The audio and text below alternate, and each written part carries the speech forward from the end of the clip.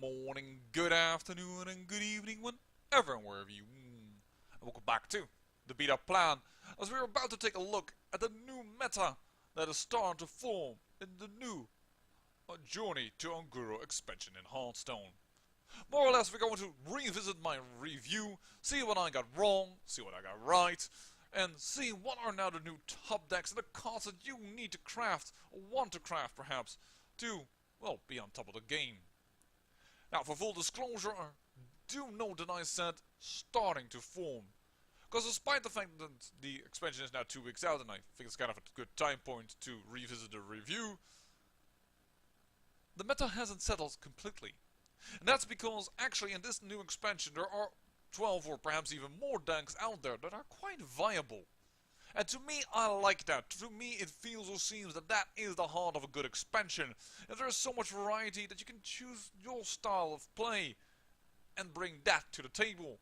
And where you both have a chance to win. Of course, there are good and bad matchups, and some decks are a little better than others, but there is still a lot of possibilities out there. Having said that, I did make a review saying this will work, that won't work, or I think this won't work, I should say.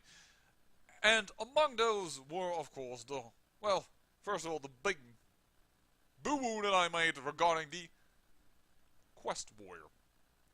I said that Fireplume's Heart was probably too slow of a quest. I didn't think this was going to make it. 7 taunt minions requires you to have, well, more than 7 taunt minions in your deck if you want to get this reliably. So, Control Warrior was going to lose a lot of elements. And then, if the quest reward was, as I thought it was, the Sulfuras that does 2 damage, 6 durability, with a death rattle that your hero power becomes 8 damage to a random enemy hero, or sorry, random enemy, not a random enemy hero, that would have been better, but a random enemy, it was going to be a very, very slow deck, so you had to break Sulfuras and with another weapon, and it required quite a bit of setup along with being slow. However, this is not a quest reward. I apparently did it wrong. I couldn't find Sulfuras on the Hearthstone site. Perhaps I overlooked it and what have you not. Perhaps it was on the Facebook page, which I couldn't enter for some reason. So I googled it, and this was the first card that came up. And thus I picked it without looking at the other cards and said, well, let's review this one. Now, to be fair, the Dragon Master Brian Kibler also put this card in his top 5 cards in Hearthstone. He was then reviewing the original Fireplume's Heart, and he had the proper card, but this card has also made by accident, I don't know, even still in there, perhaps he corrected it, in that video. So I was not the only one to make that mistake, but that doesn't exempt me from my failure. Because actually, the true quest reward is this Sulfuras. I mean, the art looks very similar, but wow, the card is quite different, because unlike having a death rattle and having a durability of 6, this is a battle cry. So you have, for free mana, a 12 damage burst. Now, because it is called random enemy, may not need to go to the same site, but that's what you're going to try and set up, of course. Perhaps you will do 4 damage, because the amount of attack being twice as high also matters quite a bit, to an enemy, kill it off, and then deal the 8 damage to face. This is so much more viable. In fact, I stated that also in the next video, where I talked about if the old decks were still viable, and showed that some were, despite noticing that, well, J. Drew does miss his, for instance, Living Roots and his Azure Drake. But yeah, the amount of views on that video was quite a bit lower than the predictions video. And I don't know what this video is going to do, but if you only saw the first one, you're going to think, man, that guy's an idiot. And you are wrong. But I said it was very, very viable, and indeed it is very, very viable, because this is one of the top 3 decks, which by accident I reviewed wrong. Something that I did have right, as in I had the right card, but reviewed wrong, was actually Carrots from Below. Now, unlike Trump, I didn't give this a 1-star. Well, actually, I didn't give stars at all, but I kind of thought this was a meme deck. I saw the burst potential of it, getting patches out, South Sea Deckhand. I saw a burst potential in the 20 damage. I noticed what was there, but I thought there was no engine to get that reliably. There I was wrong, because I didn't think of a few cards, or I didn't see the potential of a few cards. one of them being Novice Engineer. If you Shadow Step this, it becomes a 0 mana card, and then drawing the card, it keeps your hand healthy. Not only that, you have things like Mimic Pod. I thought Mimic Pod was going to be too much like Thistle Tea, which was a 6 mana card, draw a card, get 2 random no, not random copies, but get 2 copies of it. I thought Mimic Pod, well, yes, it's 3 mana, but what it's gonna hit? Is it gonna hit enough things in the deck that are good enough? Yes, because you had only 6 bounce back mechanics, 20% of the deck, with Gadget and Ferryman, the low cost Panda, and Shadow Step, and therefore I also thought there is no engine to get this quest done. Well, actually, Mimic Pods help with that. It doesn't need to hit one of those bounce back mechanics, it can hit just one of those cards you love to get and fulfill the quest with. For instance, Swashbuckler. Because Swashbuckler makes sure that your hand is not only healthy, big in size, but also fresh, as I like to call it. Perhaps I shouldn't coin the term, because I think I could get into trouble, but fresh I would like to say in the fact that you get cards from your enemy class. If that they don't know what's in your hand, and I've seen a quest rogue actually, well, being on the back foot against a Luxari sacrifice mid-range deck. That person threw down Mr. J, Jiraxis, and thought, I'm about to win. And then the rogue said, I have this 0 mana card that says Sacrifice Demon.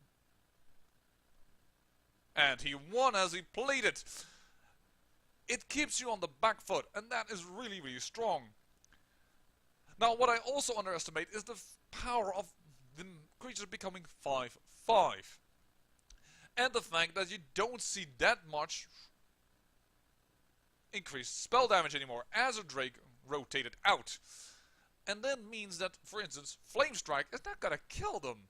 A Jade Lightning needs also a buff in order to kill one of those guys. And besides, that's 4 mana for killing one guy. Nevertheless, if your opponent managed to clear your board a lot, how do you then bounce back, I thought? That's going to be a problem. Actually, cards like the legendary Morose helps with that. Being in stealth, he will always summon a 1/1 Steward, which in the end will become 5/5. Note though that this legendary does not aid in the quest. He summons the Steward, you don't play the Steward. That's very important. The same goes for the, by the way, for the Violet Teacher, which you also see definitely in these decks added. Violet Teacher, prep, Mimic Pot, you get you get nice cards back, and you get 2/1s. Violet Teacher, that could be 5/5s. It's a threat. Violet Teacher a threat, Morose is a threat. There is actually different ways to keep your deck going a little later, and to actually draw the mechanics that I didn't see. And that actually makes this deck also one of the top decks. Now I could go to the next top deck, but well, I want to keep you around a little bit, and I thought, you know what, I did Warrior, I did wrong because of, the wrong card that I reviewed, but let's go from aggressive to non-aggressive. Besides, it also ties in with the Rogue quest. Because another quest that I got wrong, and yes, we're starting with the, oh, you did bad, parts, is the Marsh Queen. I thought that the Marsh Queen, the Hunter quest, could be the new aggro deck. Using, for instance, Stampede to keep your hand fresh and healthy. Well, actually more healthy. And things with Tundra Rhino to, well, combine with Carnassus Brute to just burst damage forward. However, getting this quest, Rogue can get it sooner. That's A. B, it requires a lot of setup to do it with a Tundra Rhino. For instance, I've seen people trying with Hammer Jungle Hunter, killing off every card that was below 3, having a Tundra Rhino, playing that, and then doing it with Carnassus Brute. It requires so much setup, and if your guys died to, for instance, a Volcanic Potion, considering they only have 2 health, you rather really want to be playing the Rogue quest.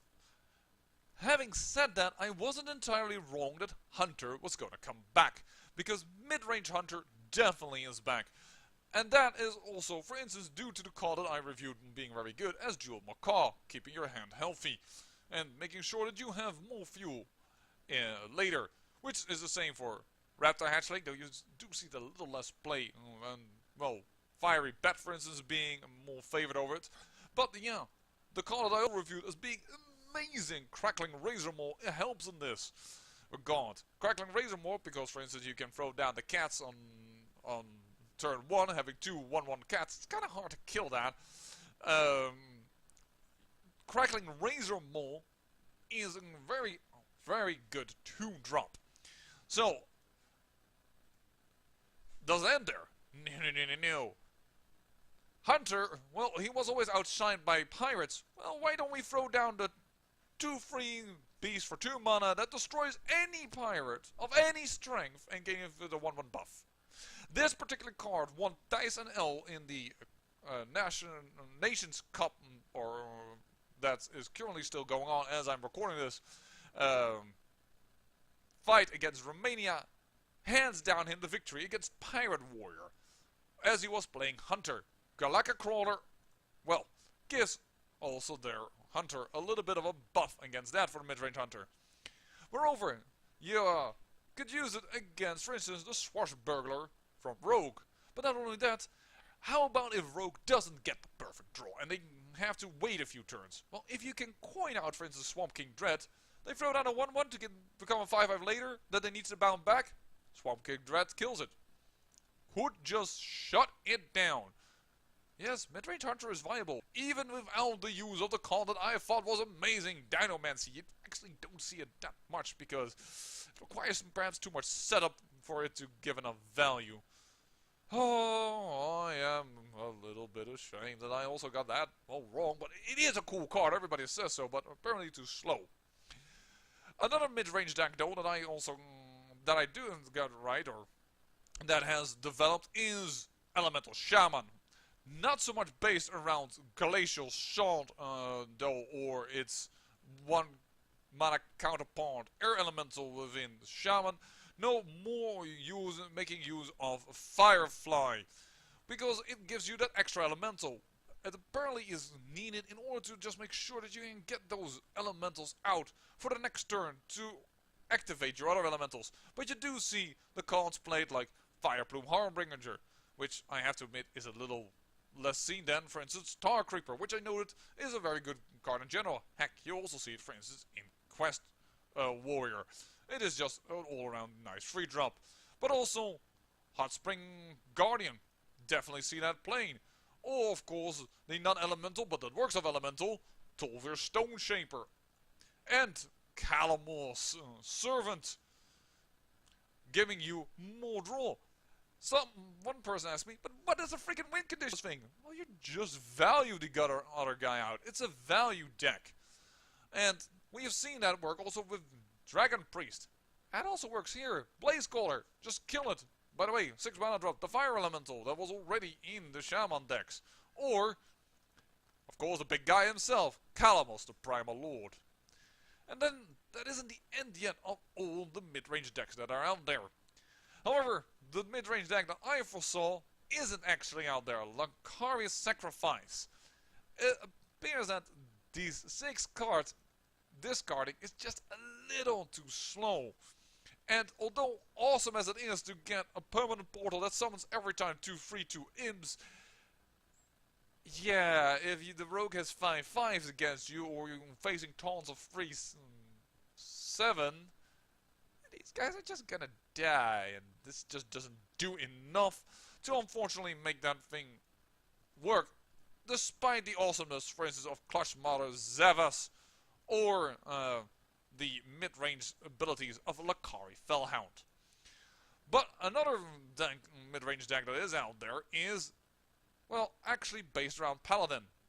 I was actually quite right, and it was the only comment that I actually got on my video that, like, how do you dare and say this so biggest lie ever made?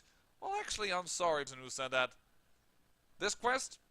No, that's not where Paladin is based around, so you don't see Galvadon. It is too slow. Even if I stated that the best counters were kind of the old counters with Devolve, Hex, what have you not.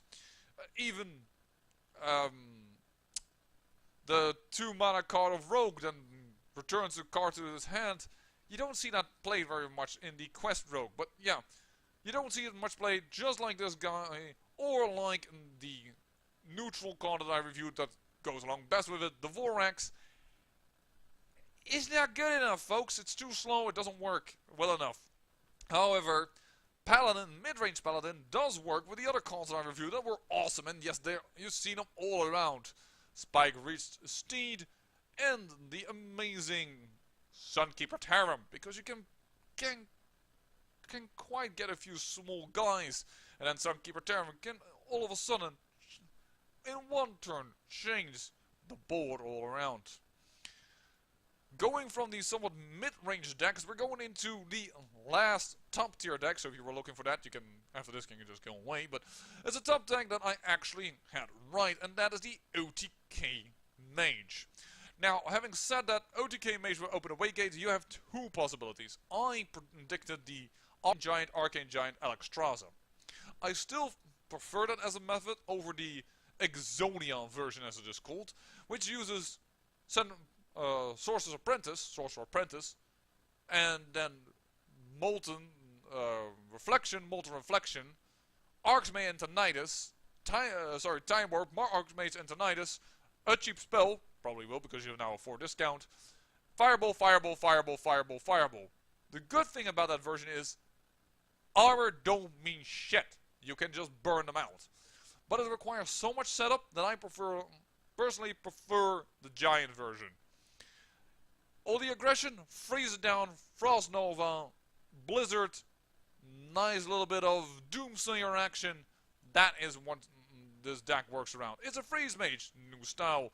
And, well, things like Primordial Glyph help you with that. And the new card to make sure that you have that ice block up, Arcanologist.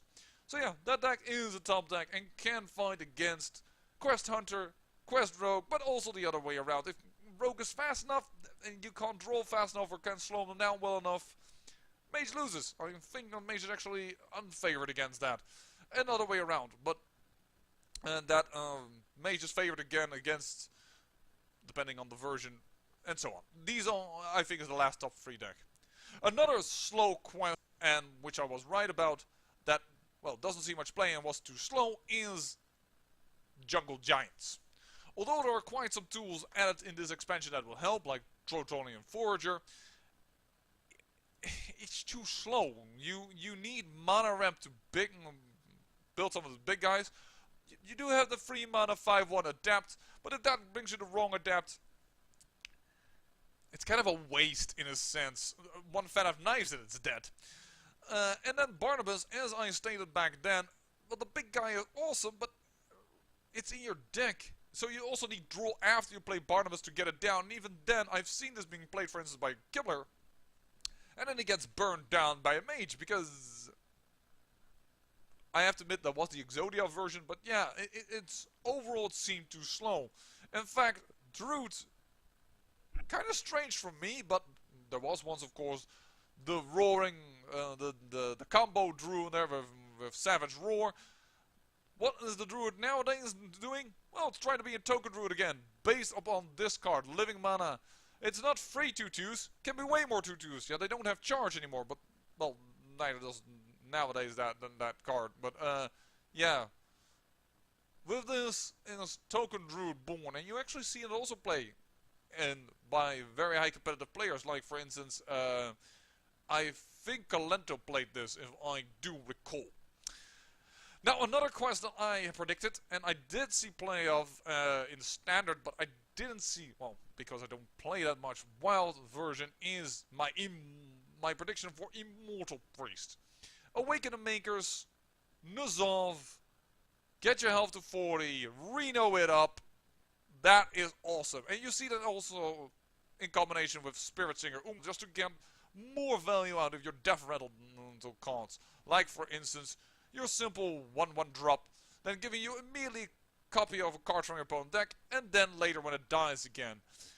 The deck has been tried, but unfortunately, for instance, with versus the Mage, well, you better have up your Tortolian Shell Razor, or otherwise the Giants are gonna just burst through, and Alexstrasza is just gonna put you to 15 anyways, then Mage can just go burn to your face. So, unfortunately, not a top tier deck, though I would love to play this in Wild with Nuzov, with Reno. Wish I had Awaken the Makers, wish I had Nuzov, but I can't. I think that's a fun deck, and I already said that I think it's a fun deck, but not a strong, not the top deck, and I was right. What I didn't see coming actually was Purify Priest and Handlock. those on is now the Warlock type of deck and Priest deck, and it's all built around this guy, the humongous Razor Leaf. It's 3 mana, 4/8. It's amazingly statted, but I can't attack. It's kind of shit, right? Yeah, well, if you use Defender of Argus or the 2 mana cards, that 2/3 and that gives the creatures next to you taunt, this becomes a huge wall. In Purifying Priest, purify this Divine Spirit, Inner Fire, bang. That is a deck that now works. Purifying Priest actually works of Humongous Razor Leaf, Ancient Watcher, Defender of Argus, Northshire Clerk, Divine Spirit, Inner Fire, Acolyte of Pain. If you have Lyra Sunshard, perhaps you throw in a Priest of Feast, Divine Shields, just buff one person to the max, silence enemies that you don't like with the silence, purify what you need to purify, boom, handlock, based of this, build that wall, throw down the giants, and try it with Draxus. Hoping that Schwarzburger did not draw them, Sacrificial Pact. But yeah, those decks are out there as well. And that means that we come to, well, the leftovers. For instance, the interesting, and I said would see play, and it does see some play, but not as much as the original Elise, as I also kind of said there. That is at least a Trailblazer. You need a long deck, and you need to try to fit it in, and because the quest demands so much, it can be difficult. You do see some play of Unite the Murlocs. It can be awesome. It has been shown, but, well, the value of Elemental... King Marsh, sometimes, even in the quest, or actually in the quest, Warrior, I've only seen it. Use a Whirlwind, throw this down this guy, everything gets cleared. But once again, not as much. Same goes for Earthen Skills. You don't see it in Token Druid. You do see it in some of the more slower druids out there. So not just by me and thinking, nah, that's awesome and showing you off in my Jade deck. No, you also see it actually played by other people. Then, if the rogue isn't the quest rogue, you tend to see Val Spine Slayer. It is an awesome card, and you do see it added. Actually, I've seen it even in a quest rogue. Perhaps it was a one-off, I don't know. And yes, definitely Gluttonous Ooze is there. But because Pirate Warrior has gotten Galakan Crawler against it, you don't see that many Oozes played anymore. Even as interesting a one as this. But yeah, all those cards I kind of had right, and then I kind of missed one card that was really important of the neutrals, and that was actually played in several decks, for instance the Midrange Hunter, and even in Pirate Warrior, and that is Bitter Tide Hero, because for 5 mana throwing down an 8/8, that's significant. Don't forget though that, well, for a little bit of damage it takes, you get free damage. I have seen this card backfire on people. But yeah, Bitter Tide Hero played a lot, should have seen it.